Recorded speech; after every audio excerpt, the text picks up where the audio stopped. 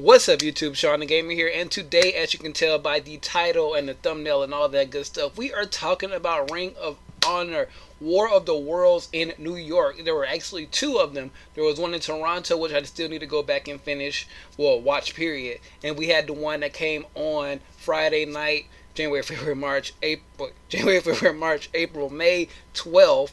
So Friday night around 9 o'clock, they aired this pay-per-view, and it was really, really good. I wasn't able to watch it last night, so I watched it this morning.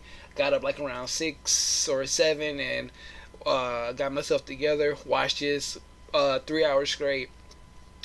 A lot of good stuff on this show, and it was just a really, really fun time for 3 hours. A lot of great wrestling. The first hour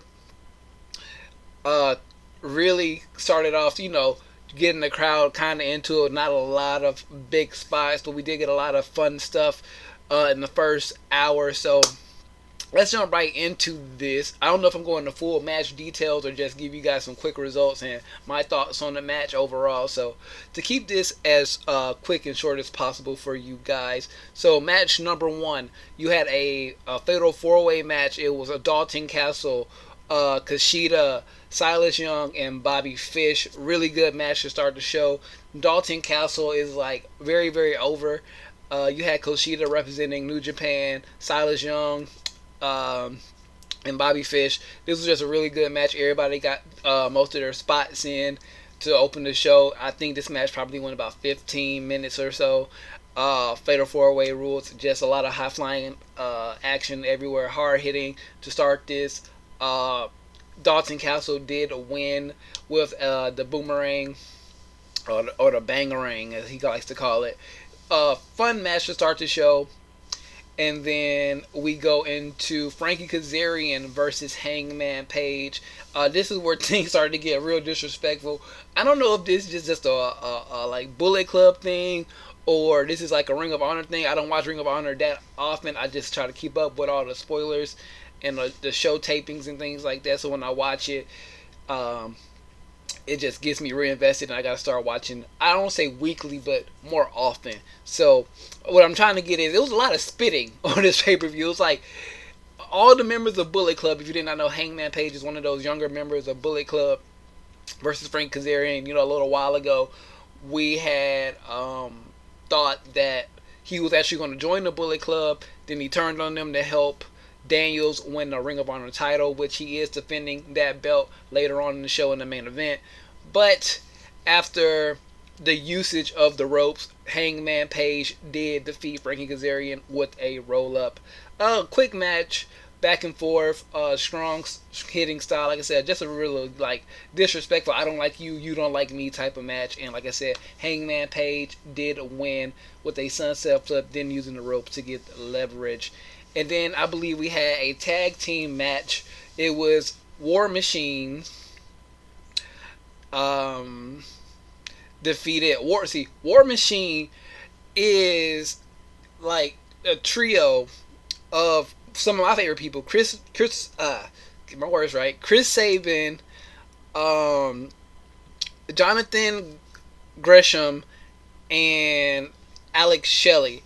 Alex Shelley went one-on-one. No, he didn't. That was Matt Sydal. I'm lying. So Max Shelley was on the outside, and they defeated the Ring of Honor team. I think this Chaos is Evil and Sonata. It was a really good tag team match. It's just fun watching Chris Sabin. I haven't seen him in a minute. No, wait. I'm so sorry. I messed it up. It was a triple threat tag team match. I see War Machine. I think War Machine Machine Guns. But no, it was actually a triple threat tag team match, and War Machine defeated Evil and Sonata and Jonathan Gresham and Chris Sabin. So yeah, go back and watch that match. It was actually, now that I'm starting to remember, like the 3 hours I just watched it, so I gotta keep remembering things. And I'm also using cage side seats to stay focused. So War Machine, the group of them two, defeated Evil and Sonata, like I keep saying, and Chris Sabin and Jonathan Gresham. So then we go to the fourth match of the first hour, it was Will Ospreay versus Jay White. This personally might have been my match of the night. It was just high flying versus a more hard hitting style. We all know Will Ospreay. Jay White is an up and comer. I think he's been around for a few years now, but this match went about 15 to 20 minutes, and it was just good all the way around. Will Ospreay did get the win over Jay White, and after the match, Punishment Martinez, who's had some issues with Jay White, I say Jonathan White, but had some issue with Jay White, came out.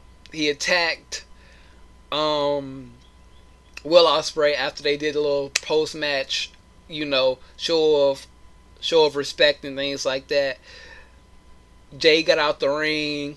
Then Punishment just came out the crowd literally and just started beating the hell out of Ospreay. Jay White tried to come back in the ring to make the save, but he failed as well. And Punishment Martinez looked strong in the ring, standing tall, giving a devastating clothesline choke slam to Jay White, and then he just runs back out of the ring and back into the crowd. And then we had a 6-man tag for the Ring of Honor 6-man championships. You had Roppongi Vice and Goto versus what is the other Briscoes name? The Briscoes and Bully Ray. The Briscoes and Bully Ray retained the titles. It was like the match really was never on Roppongi Vice's side. Roppongi, I like that song. But the match was never on their side because once the Briscoes made their way into the arena, Bully Ray they were in the Hammerstein Ballroom in New York City, of course. So Bully Ray has history, so he came out in like the little second area, the second top section where you can like walk down afterwards. Pretty much did his entrance from up there. Said, do you know where you are? You're in New York. You're going to die here. And just because I can, I'm going to turn this match into the no disqualification match. So while the three, Goto, Romero, and Beretta, were looking at Bully Ray up top, that gave the Briscoes a chance to like start attacking them, get the upper hand, and they pretty much had the upper hand the whole match. Roppongi Vice and Goto did get some offense in, but it was not enough to sustain and defeat the Briscoes and Bully Ray, as Trent went through a table and Rocky took a modified 3D where both of the Briscoes take them up by the legs, and then Bully Ray gives them the cutter. And then we had another very good match for the Ring of Honor TV title. It was the villain Marty Scurll versus Reborn Matt Sydal. It's good to see Matt Sydal again. I know he came back recently to Ring of Honor TV. I think he was injured. I forgot what he hurt, but he was hurt for a minute, but now he's back. But Marty Scurll was pretty over in this match. You would think somebody named the villain would generate good heat, but he was a more over. Matt Sydal was getting more of the boos, which I thought was very interesting, especially since Matt Sydal is coming back from injury, if I'm not mistaken, and also with that high flying background, and supposed to be a fan favorite just because of his moveset. Marty Scurll did seem to get better adulation from the crowd, and he did retain his Ring of Honor TV title using his chicken wing. So then we had the Young Bucks versus Tetsuya Naito and Bushi. I like to call Naito Die because he be doing that sometimes. I don't know if he still does it, but this was a really fun match. Pretty much mocking each other. Like I said, everybody in the Bullet Club spits on people. It was just really back and forth. If you know how the Young Bucks are, was it Nick and Matt Jackson? They are both really good high flyers, and they can just do so many things from anywhere inside, outside, on the apron, and it was just back and forth. A lot of good spots between both of them. There was one point in the match when they were about to go for that like flipping pile driver that they do, and then they got reversed, and then Bushi hit the mist on Matt Jackson, and he just started kicking everybody, including his brother and the referee. Took a few minutes took the water, see what he did. They recovered. Look like they're about to lose, but no, the Young Bucks are still the tag team champions of Ring of Honor. So I think we go into the last few matches. I think there's like 2 or 3 matches left. Oh, there's only 2 matches left after this. So then we go into Tanahashi versus Adam Cole. If you don't know who Tanahashi is, he's like the John Cena of New Japan Pro Wrestling. Been around a long time. He's won the most titles over in New Japan, 7 I believe. I think everybody else, like Okada and everybody else, are mostly only have 4 title wins of that New Japan title. There's only been like 65 champions, or I don't know if it's 65 total champions, and only like 40 people have won the title, because you had, multiple reigns, but multiple people has held the title multiple times. So just the fact that Tanahashi is a 7-time world champion, it makes him one of the elites. And then you have Adam Cole, who is, and Tanahashi, if you think, well, that's crazy, but Tanahashi has kind of earned those wins over time, because he's been wrestling since 1999. So long time veteran. Adam Cole, everybody know who Adam Cole is. It was a great match in my opinion. Tanahashi did win this match with a frog splash from the top rope, of course, but it was a lot of back and forth in this match. Adam Cole was being really cocky. They did the whole thing where Adam Cole did everything that he could to try to beat the legend Tanahashi, but he came up short after giving Tanahashi a lot of devastating moves, but Tanahashi did come out on top. So after the match, we get a video package from the one and only Kenny Omega after the Bucks come to ringside, assumingly to check on Adam Cole, because they are all a part of the Bullet Club. But then Omega starts saying, look, you've had a great career, you've been doing this, you did that, but you can't seem to hold up your end of the bargain pretty much, so you're fired from the Bullet Club.